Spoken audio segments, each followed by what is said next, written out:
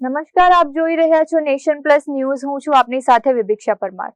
સંસ્કારી નગરી વડોદરાના હાઈ પ્રોફાઇલ વિસ્તાર ગણાતા ગોત્રીમાંથી નશામાં ધૂત એક કાર ચાલક ઝડપાયો હોવાની ઘટના સામે આવી છે.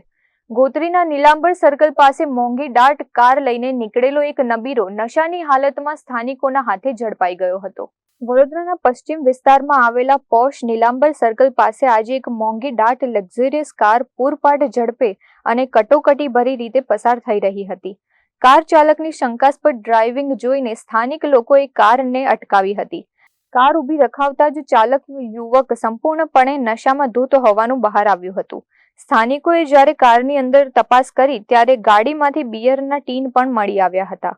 ગુજરાતમાં દારૂબંધી હોવા છતાં આ પ્રકારે જાહેર માર્ગો પર નશામાં ગાડી દોડાવતા આ નબીરા સામે લોકોમાં ભારે રોષ જોવા મળ્યો હતો. સ્થાનિક રહીશોએ નશાખોર નબીરાને ઘટના સ્થળે જ પકડી પાડી તાત્કાલિક કંટ્રોલ રૂમમાં ફોન કર્યો હતો.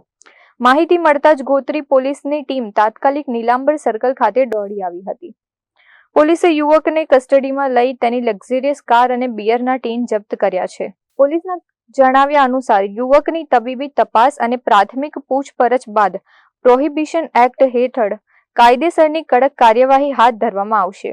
વડોદરાના પશ્ચિમ વિસ્તારના જાહેર માર્ગો પર નબીરાઓ દ્વારા દારૂ અને બિયરની મહેફિલો માણીને વાહનો હંકારવામાં આવતા હોવાની ફરિયાદો અવારનવાર ઉઠતી રહે છે.